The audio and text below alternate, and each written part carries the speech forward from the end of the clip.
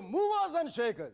आजकल गर्मी की छुट्टियों में लोग ट्रेन में बैठकर इधर उधर अपने ससुराल मायके घूम रहे हैं, और जो गर्मी की छुट्टी में कहीं नहीं जाते उन्हें हीट वेव के साथ साथ सिंपैथी वेव भी मिलता है।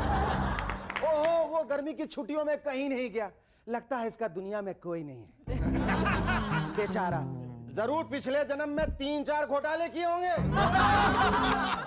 इन छुट्टियों में सबसे ज्यादा परेशानी होती है ट्रेन में सूटकेसें चुराने वालों की बीवियों। 15 जून को फोन आता है, डार्लिंग अलीगढ़ से बोल रही हूं, 2 सूटकेस चुरा लिए, पैसा बहुत है, एक सेकंड हैंड मोपेड खरीद सकते हैं ईमान से। फिर 22 जून को फोन आता है, कलकत्ता से बोल रही हूं, 5 सूटकेस हो गए, पैसा बहुत आ गया, मोटरसाइकिल खरीद सकते हैं ईमान से। 25 जून को चेन्नई से बोल रही हूं, डार्लिंग अम्मा के एमपी का सूटकेस चुरा लिया, पैसा बहुत है, सेकंड हैंड डीटीसी बस खरीद सकते हैं ईमान से। और फिर 28 जून को रात के 12:30 बजे, डार्लिंग यही पड़ोस में तिहाड़ जेल से बोल रही हूं, अगली जुलाई तक छूट जाऊंगा, कल सुबह 11 बजे पराठे लेकर जरूर पहुंच जाइयो ईमान से। Ladies and gentleman, our guest tonight are Sitara Devi and actor Rajit Kapoor. But before I give a big round of applause to Shahrukhi and the Rubber Band.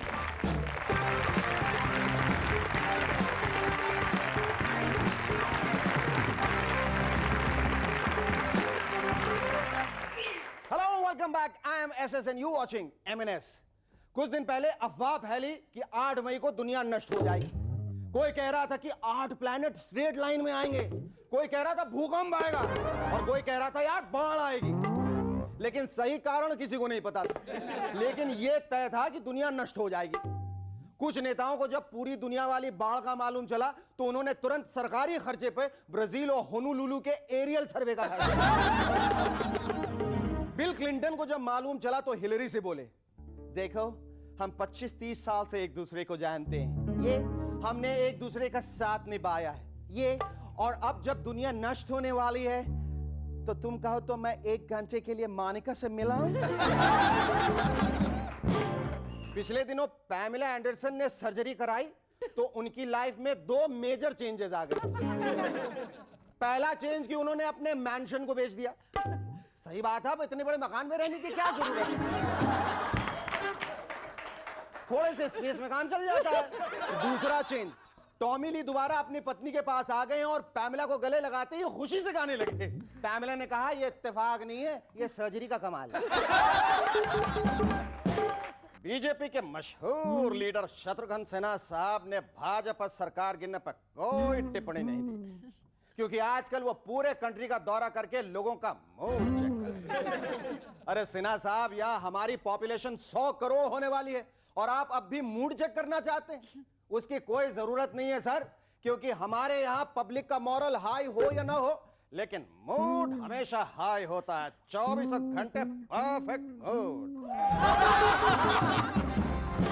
Chandrababu Naidu नहीं चाहते कि अगस्त या सितंबर में चुनाव, क्योंकि इस दौरान आंध्र प्रदेश में बाढ़ आती है। मैं तो कहता हूं कि इसी पीरियड में इलेक्शन होनी चाहिए, क्योंकि आधे से ज्यादा लोग पानी में घिरे होंगे और पेड़ से लटके होंगे, और ऐसे में वो आराम से सोच विचार कर बैलेट पेपर पर ठप्पा मार, वो कहते हैं ना, सोच समझकर आराम से वोट दीजिए।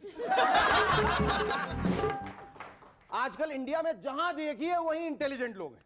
बेवकूफ आदमी ढूंढना तो उतना ही मुश्किल हो गया है जितना अमरीश पुरी जी के सर पर बाल ढूंढना। आजकल बस में बैठिए तो बगल का पैसेंजर कहता है, भाई साहब बहुत गर्मी है, पसीना बहुत आ रहा है। अरे यार, इसमें मेरी क्या गलती है? अब गर्मी है तो पसीना ही आएगा, कोई संतरे का जूस थोड़ी निकलेगा। सीट पे बैठ जाइए तो कोई दूसरा आदमी आके कहता है, भाई साहब जरा सीट दे दीजिए, मेरी तबीयत बहुत खराब है। अरे तबीयत खराब है तो घर पे आराम करो भाई, यहाँ बसों में घूम घूम के बीमारी क्या फैला रहे हो? कहीं ISI के आदमी तो नहीं हो? ट्रेन में तो और भी एक्स्ट्रा इंटेलिजेंट लोग मिलते हैं। भाई साहब जरा नीचे वाली सीट दे दीजिए, हमारे साथ लेडीज हैं। अरे आपकी लेडीज को क्या नींद में चलने की आदत है जो ऊपर वाली बर्थ से टपक जाएंगी? Our first guest on Movers and Shakers tonight is an avid theatre person, a name to reckon with in both serials and films. His recent release, Ghulam, in which he plays Amir Khan's brother, has won him much appreciation. Ladies and gentlemen, please welcome Rajit Kapoor.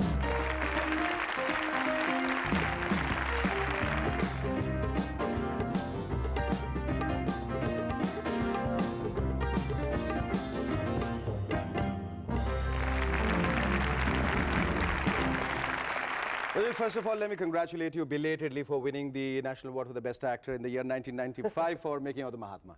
A lot of people keep doing that. Belated congratulations. Belated, because you probably, unfortunately, we are not there to congratulate you then. Rajit, when did you take your first step professionally? Which year? I would say semi-professionally, in front of a public paying audience, 85 when I was still in college. Mm-hmm. Then the transition to television was kind of natural. Yeah. Because, you know, the people, the audience and directors and everywhere else who saw you performing on stage got you to do television serials, which was like Junoon and Zameen Asman and... Junoon, of course, happened much later. You know, earlier on it was a series I did called Yugantar. A lot of children's programs that we did for UTV at one time, I remember. Your role in Ghulam won you much appreciation. I mean, it was your first step towards commercial film. And what made you take up such an offer? You know, some actor who's associated with Shyam Benegal or Govind Nihalani or that genre of director, and suddenly he gets, you know, pushed into the commercial arena. Then were you uncomfortable? No, in the not at all. Huh?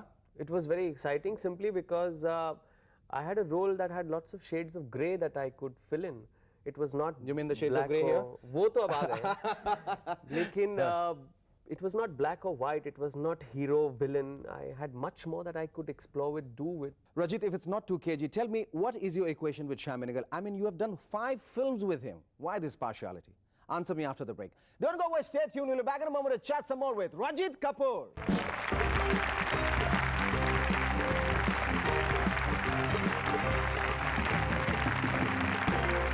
What happened to this film?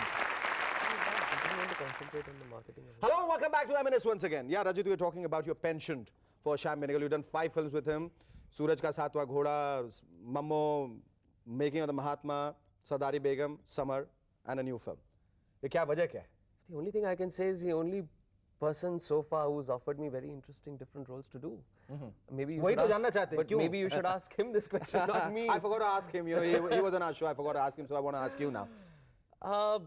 Do you enjoy working with him? I mean, you think he's a very special person, a special director? I do enjoy, because I think most important is that he has the confidence in me to deliver the goods. And he will sort of work out, you know, the parameters within which he wants me to run, और फिर मैदान में छोड़ दिया, लो भागो. मुरली, मुझे मालूम है कल क्या हुआ था. Why are you fighting on the set? I mean, you shouldn't be doing this kind of thing. लेकिन सर, मैंने उससे ऐसा कुछ भी नहीं कहा. मैंने सिर्फ मजाक किया था. क्या वो इतना भी नहीं समझ सकता? बच्चा है. मैं कुछ नहीं जानना चाहता. Okay? जाओ जाके माफी मांगो. Go on, please. What? निर्देशक बनने की उत्तेजना क्या होती है? What is the excitement? उत्तेजना तो एक तरफ है, जो जिम्मेदारी होती है साथ में, वो तो खौफनाक भी हो सकती है. वो तो खौफनाक है ही. हाँ. और खास करके when I know that I have been on the other side of the fence, I know that actor मुझसे क्या चाहेगा. I better be very clear. और उसे, you know, कितनी बागडोर देनी है, कितनी थामने के लिए देनी है, कितनी नहीं देनी, कितनी छूट देनी है, कितना खींचना है, कितना खींचना है. और you have to also look at all the other things in a larger perspective. Definitely. But eventually what happens in your life? I mean, you're going to be a full-fledged director, or you're going to have a combination and a balance? I don't know. Yeah, no thought about it. होगा. I don't know what next year has in store for me, whether I continue to work towards making more short stories, or move on to feature films, or stick to being a director, or continue with acting. We'll just all this while when you have acted in theatre, in television, films, any memorable moment? Anything which you remember or anything with that embarrassed hell out of you while you were acting on stage? No, you always have lots of incidents on stage to talk about, but and particularly stage, I want to know, because you know, in films you have the assurance, even if you forget the lines or you muffed up your lines, you know there's going to be another take. But on stage, it's, you know, it's kind of very different. What I would say is memorable for me even now is a play called Love Letters, which we've been performing for the last 7 years. Which is the acting, which is the performance which you have admired most in your life? Oh, there's no one performance like that. ऐसा कोई performance, I mean, like, you know, whether it's Brando or Pacino, or whether it's Amitabh Bachchan or Dilip Kumar or Nasir or anybody, I mean, like. Oh, I have great regard and admiration for all the names that you've taken, but I don't think I can really sort of pinpoint and say, yeah, this performance is the performance I've seen. No. Well, let's hope There's that one always day been you an will perform interpretation. something which you can look at yourself, because this is the only medium where you can go up front and applaud yourself and you can say, wow, what an actor. I Rajat. don't think I can do that. Thank you. Well, lovely talking to you. Thank you. Our first guest, Rajat Kapoor, had to rush off for his shooting, so we move on to our second guest. Our second guest on MNS tonight is the prima donna of Kathak, and we're really fortunate to have her on our show. Ladies and gentlemen, please welcome the living legend, Sitara Devi.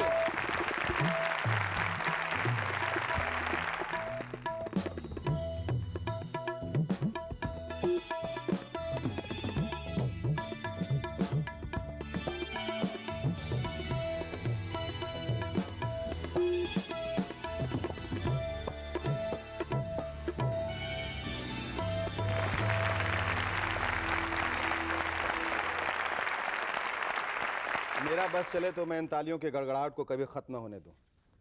सबसे पहले तो सितारा जी, मैं आपका हृदय से आभार प्रकट करना चाहता हूं कि आज आप हमारे शो में आए। इसकी वजह मैं बाद में पूछूंगा, शो की वजह से आई, मेरी वजह से आई, किस वजह से आई, मैं जानना चाहूंगा। और मैं चाहूंगा कि आप ये बोलें कि मैं आपकी वजह से आई। यही मैं बोलने जा रही थी। तो आप बोल लीजिए, मैं सुनना चाहता बिल्कुल बिल्कुल आप ही की वजह से आई हूं। हूँ। शुक्रिया। अब ये बताइए सितारा जी, आप कितने हजार सालों से ये इस क्षेत्र में हैं, इस कला में? हमारे पिताजी सुखदेव महाराज वो संस्कृत के बहुत बड़े विद्वान थे और बड़े एडवांस थे। ये नहीं कि मतलब कि कैसे हमारी बेटियां नाचेंगी, क्या नहीं, बहुत ब्रॉड माइंडेड थे। बिरादरी बोले अरे क्या ये नाचने वालियां हैं। बिरादरी में नाक कटा दी लोगों कहते हैं, पर आप लोग फिर भी करते रहते थे। बोले इनकी शादियां कौन कर, पिताजी ने कहा होने वाली शादी वादी तो होती रहती है। ये जो हम लेके चल रहे हैं, ये जो हमारा मिशन है, ये हमारे प्रतिज्ञा है कि गली गली कूचे कूचे में अच्छे अच्छे घर की लड़कियां बाहर आके नाचे, क्या घूंघट बनाए। हमारी बेटियां घूंघट नहीं करेंगी, ना बर्तन मांजेंगी, ना चूल्हा फूकेंगी, सब अपने टाइम से हो जाएगा, लेकिन पहले हम उनको विद्वान बनाएंगे। आप अभी भी इतना ही रियाज करती हैं जितना पहले करती हैं? अभी परफॉर्मेंसेस आपके उतने ही होते हैं? हाँ हाँ, एक दफा गुलाम मुस्तफा जी आए, घंटी बजी कि सितारा जी हैं, तो मैं उस वक्त मैं खाना भी बहुत अच्छा बनाती हूँ, किसी दिन आपको बुलाऊंगी, खिलाऊंगी सबको। तो मैं खाना बना रहे थे, 1 2 3 4 1 2 3 4 1 2 3 4 1 2 3 4 1 2 3 4 1 2 3 4 तो आए, दरवाजा खुला, बैठे, बोले रसोई में कौन नाच रहा है? बुआ जी डांस कर रही है। बोले खाना बना रहे हैं। सितारा जी, हम अपने आप को बहुत सौभाग्यशाली समझेंगे अगर आपकी प्रतिभा की एक झलक हमें यहाँ देखें। थोड़ा बहुत जी, जो भी मुझसे हो सकेगा। आपका थोड़ा बहुत हमारे लिए बहुत कुछ होगा।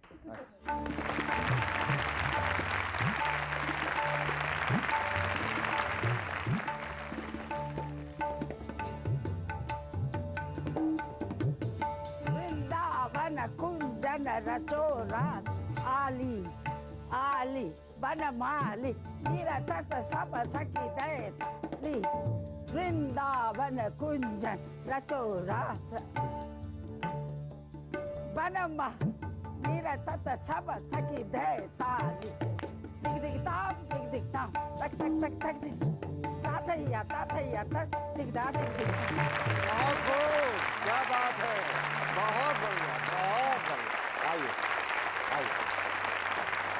हो हम लोग को शर्म आ जाए अपनी एनर्जी की तरफ देख के। आप कैसे हीरोइन कैसे बनी? आप तो पृथ्वीराज कपूर जी के साथ, जयराज जी के साथ, इतने लोगों के साथ आपने काम किया। हाँ, हम बताएं आपको कि मेरा किस्सा, तो मैंने कहा ना कि ईश्वर की इतनी असीम कृपा हमारे पर रही है कि जब हम मतलब डांस करने लगे, 12 साल के थे, तो यहाँ कथक नृत्य वगैरह कुछ नहीं था। एंग्लो इंडियन नाचती थी सब यहाँ पर, और धार्मिक पिक्चर बनती थी, जैसे बहुत धार्मिक पिक्चरें बनती थी, तो मतलब उसमें डांस होता ही नहीं था। बस घूम गए, भाग गए, कृष्ण बांसुरी बजा दी, राधा दौड़ गई वगैरह वगैरह, इस तरह का था।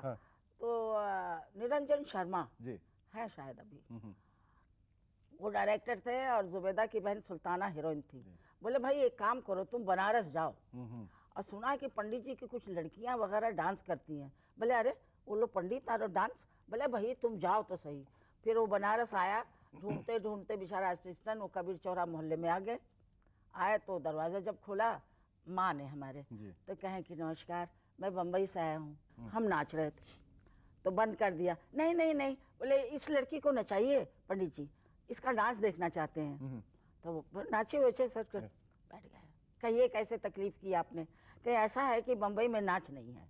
अच्छा। तो हम चाहते हैं कि ये जो लड़की आपकी है छोटी वाली, ये हमारे पिक्चर के लिए बिल्कुल एकदम फिट है। तो डायरेक्टर ने देखा, बोले वाह वाह वाह, बिल्कुल फिट है लड़की, ऐसे ही चाहिए। वो डांस ऐसे करते करते पर हल्ला हुआ फिर बम्बई में कि भाई ये कोई नाच ऐसा आया है जो हम लोग ने देखा ही नहीं है नाच। अच्छा, इसके बारे में हम एक छोटा सा ब्रेक लेंगे, उसके बाद और बातें करेंगे। Stay with us, we'll be back in a moment to chat some more with Sitara देवी।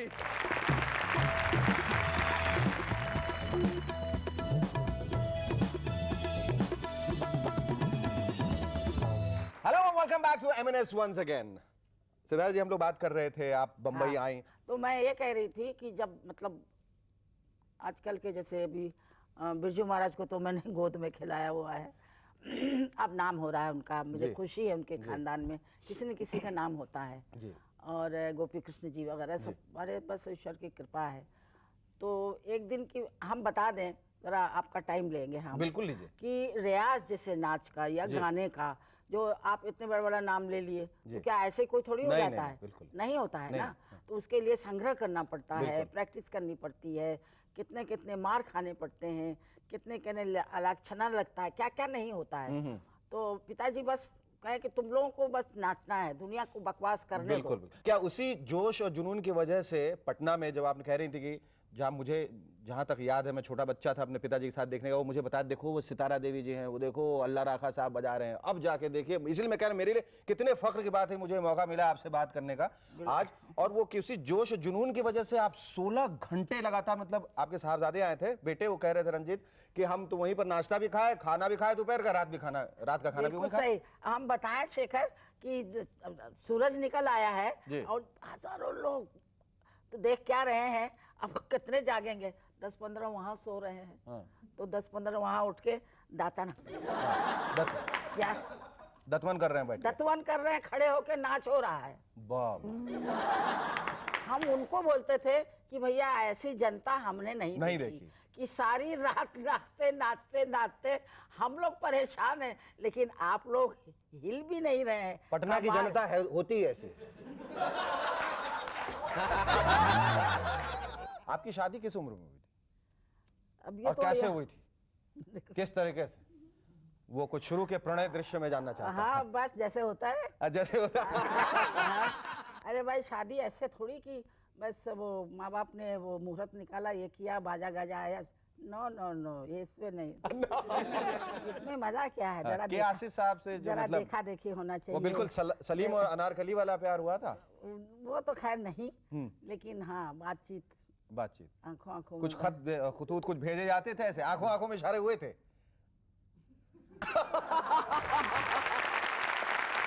क्या अब कैसा लगता है, इतने सालों तक आपको जनता का असीम प्यार मिला, अथाह प्यार मिला, तो कैसा लगता है अभी इतने सालों के बाद जब आप पीछे मुड़ के देखती हैं, सोचती हैं, खाली वक्त में सोचती हैं, कैसा लगता है? क्या दिमाग में क्या बातें आती हैं, क्या विचार आता है? ये विचार आता है जब मैं कभी कभी जैसे किसी ने चीफ गेस्ट के रूप से बुलाया, तो बोलते हैं कि 2 शब्द आप बोलिए, तो जब मैं खड़ी होती हूँ बोलने के लिए, तो देखती हूँ पूरी जनता है और हमें इतना चाहती है, बस ये अफसोस होता है कि हमें जाना पड़ेगा। हम चाहते हैं कि आपकी उम्र 500,000 साल हो, आप जो ये कभी भी ऐसा सोचते हैं कि मैं जाना, हम ऐसा, हमें ईश्वर से ऐसी प्रार्थना करते हैं कि आप सदैव हमारे बीच रहें और जब भी हम बुलाएं आप आएँ। आपसे बात करके बहुत अच्छा लगा। Thank you very much.